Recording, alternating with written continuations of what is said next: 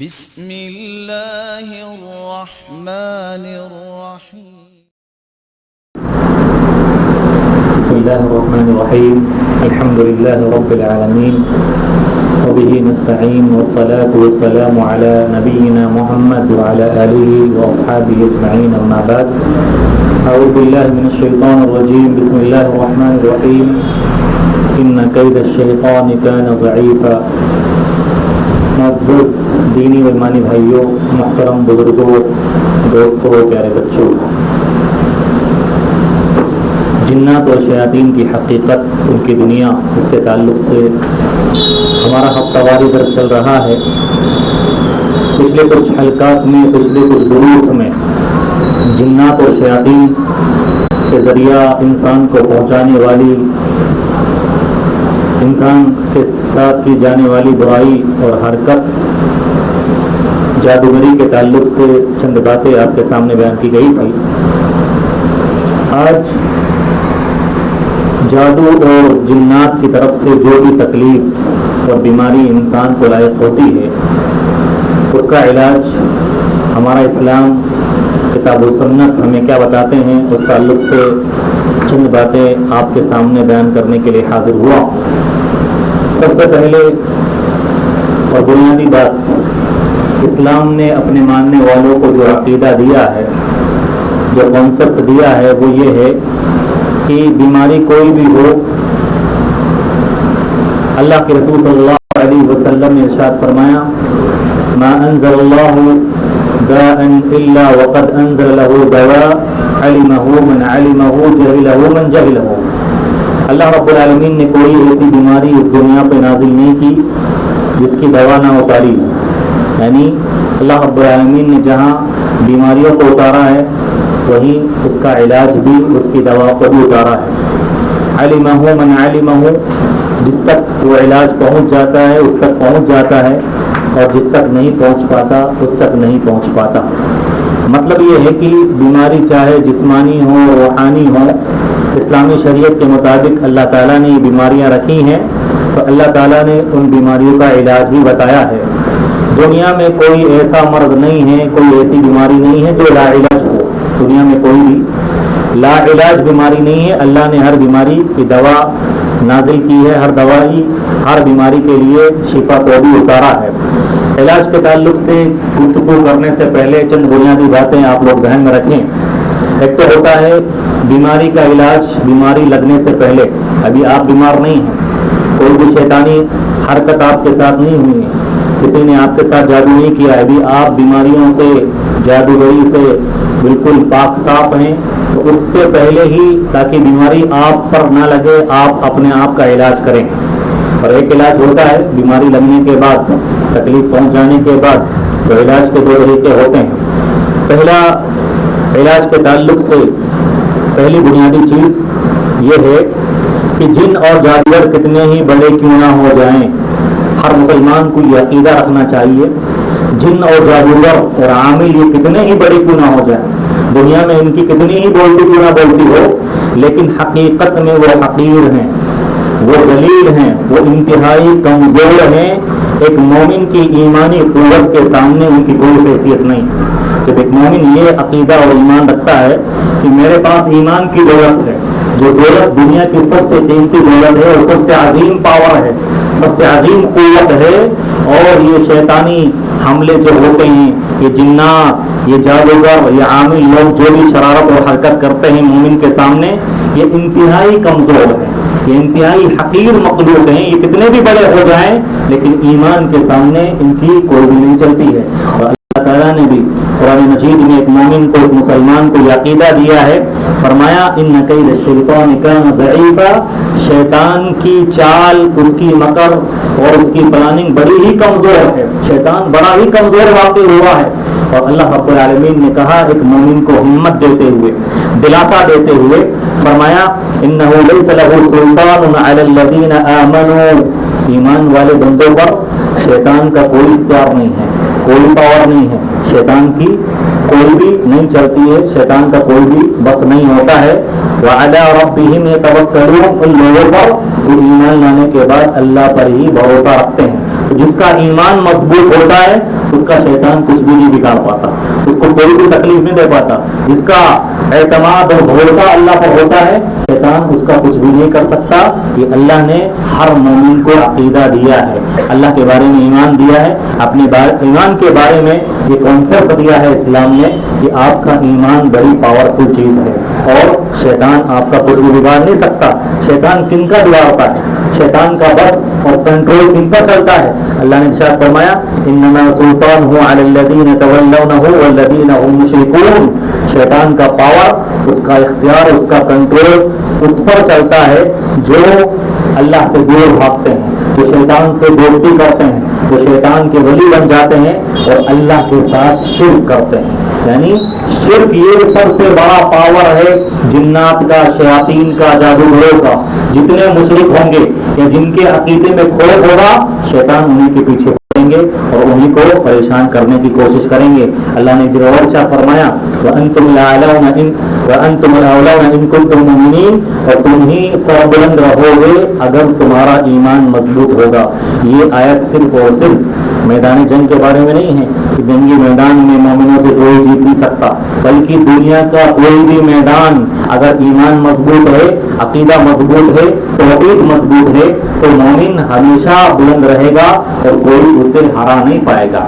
اب یہاں سوال پیدا ہوتا ہے کہ اللہ تعالیٰ نے ارشاد فرمایا ہے کہ ایک مومن، ایک مسلمان پر شیطان اور جنات اور جادوگری کا اثر نہیں ہوتا، لیکن پھر کیوں ہم دیکھتے ہیں کہ جادو کا اور جنات اور شیاطین کا اثر مومنوں پر بھی ہو جاتا ہے، بعض دفعہ مسلمانوں پر بھی ہو جاتا ہے اور وہ بھی پریشان ہوتے ہیں. تو اس تعلق سے دوسری بنیادی بات ہر مسلمان مومن کو اپنے ذہن و دماغ میں رکھنی چاہیے کہ اگر شیطان جنات کا کوئی بھی اثر مومن مسلمان پر ہوتا ہے وہ بھی اللہ کی مرضی کے ہی تابع ہے. وہ اللہ جب چاہتا ہے تبھی ہوتا ہے، اللہ کی مرضی، اللہ کی مشیت، اس کا ارادہ ہوتا ہے تبھی وہ کسی کو تکلیف پہنچا پاتے ہیں، ورنہ اللہ نہیں چاہے گا تو کوئی بھی کسی کو تکلیف نہیں پہنچا سکتا. اللہ تعالیٰ نے اس بات کو سورہ بقرہ میں جہاں جنات اور شیاطین اور جادوگروں کا اور ان کی جادوگری کا ذکر فرمایا ہے وہاں فرمایا وَمَا هُمْ بِضَارِّينَ بِهِ مِنْ أَحَدٍ إِلَّا بِإِذْنِ اللَّهِ. اور یہ شیطان، یہ جنات اور یہ جادوگر لوگ اپنی جادوگری سے صرف اور صرف اسی وقت تکلیف پہنچا پاتے ہیں جب اللہ تعالیٰ چاہتا ہے، اللہ کی اجازت ہوتی ہے، اللہ کی منشا ہوتی ہے، تبھی وہ اپنے بندوں کا اللہ اپنے بندوں کی آزمائش کے طور پر شیطان اور جنات اور جادوگروں سے انہیں تکلیف پہنچاتا ہے. تو دوسری بات کیا پتہ چلی؟ اللہ کی مرضی ہوگی تبھی ان کا اثر ہوگا.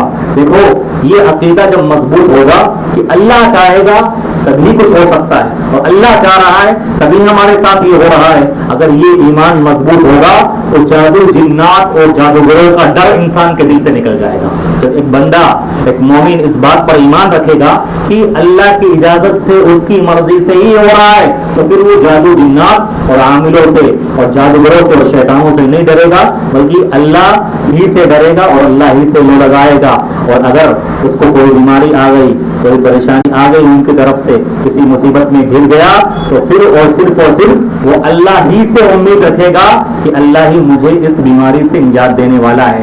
پھر وہ عاملوں کے چکر نہیں کاٹے گا، وہ دوسروں کے یہاں نہیں جائے گا، دوسروں سے لوڑ نہیں لگائے گا اور ہر قسم کا بھروسہ دوسروں پر نہیں رکھے گا کہ بھائی یہ علاج کریں گے تبھی ہماری پریشانی دور ہوگی. کیونکہ علاج، بیماری جب اللہ نے اتاری ہے تو علاج کرنے والا بھی اللہ ہے. تو علاج کے تعلق سے دوسری بنیادی بات ہر مسلمان کو اپنے ذہن و دماغ میں رکھنی چاہیے. اور اللہ تعالیٰ نے یہ عقیدہ بار بار ایک مسلمان کو دیا ہے. اللہ کے نبی صلی اللہ علیہ وسلم نے بھی اپنے ماننے والوں کو، اپنی امتیوں کو یہ عقیدہ دیا ہے کہ اللہ کوئی چیز کرنا چاہے تو اسے کوئی ٹال نہیں سکتا، اور اللہ اگر کوئی چیز نہ دینا چاہے، کوئی نقصان نہ پہنچانا چاہے تو کوئی نقصان نہیں پہنچا سکتا. ہم اور آپ ہر فرض نماز کے بعد مشہور دعا پڑھتے ہیں، لیکن حقیقت یہ ہے کہ ہم اس کا معنی اور مطلب نہیں سمجھتے. جس بار اگر معنی اور مطلب سمجھا جائے تو ہمارا ایمان اللہ پر مضبوط ہو جائے. ہر نماز کے بعد مغیرہ بن شعبہ رضی اللہ عنہ ارشاد فرماتے ہیں، بخاری مسلم کی روایت، اللہ کے رسول صلی اللہ علیہ وسلم ہر نماز کے بعد ان کلمات کو دہراتے تھے اور دہرانے کی تلقین تلقین کیا کرتے تھے. کیا ہے وہ کلمات؟ اللہم لا مانع لما اعطیت ولا معطی لما منعت. اللہ جس چیز کو تو روک لے اسے کوئی دینے والا نہیں ہے, اور جو چیز تو دینے والا بن جائے, دینا چاہے تو اسے کوئی روک نہیں سکتا. کتنا اہم عقیدہ ہے جو اللہ تعالیٰ نے دیا ہے. اور اللہ کے رسول صلی اللہ علیہ وسلم نے اپنے چچا زاد بھائی جو بچپن میں چھوٹے تھے, ابن عباس رضی اللہ عنہ کو یہ بنیادی عقیدہ اللہ کے رسول نے بچوں کو سکھایا اپنی امت کے. وَاعْلَمْ أَنَّ الْأُمَّةَ لَوِ اجْتَمَعَتْ عَلَىٰ أَن يَنفَعُوكَ بِشَيْءٍ لَمْ يَنفَعُوكَ إِلَّا مَا قَدْ كَتَبَ اللَّهُ لَكَ. اگر پوری امت, پوری کائنات جمع ہو جائے اور کوئی فائدہ پہنچانا چاہے تو کوئی فائدہ نہیں پہنچا سکتے مگر اتنا ہی جتنا اللہ نے فائدہ انسان کے نصیب میں مقدر میں لکھ دیا ہے.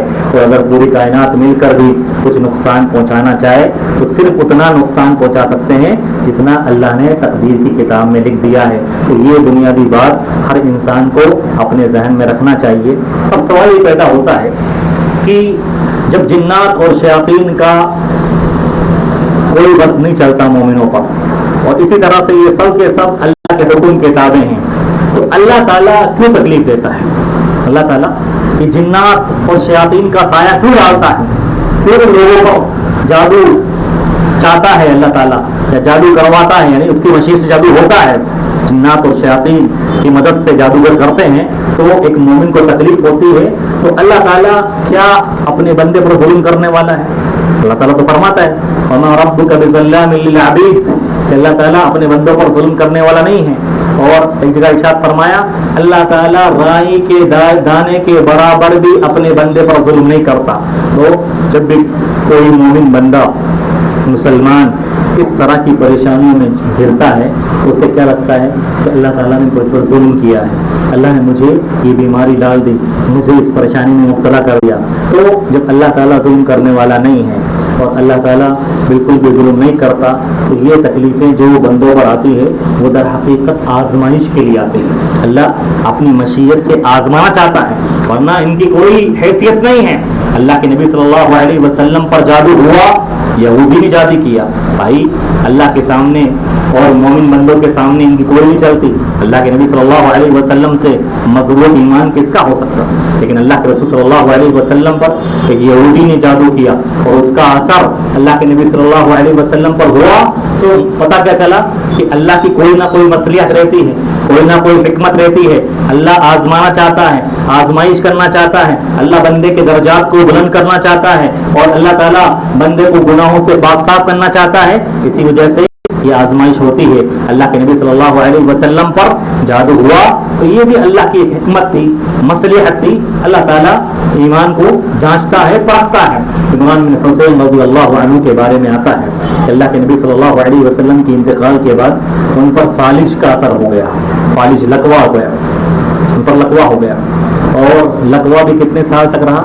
30 سال تک رہا.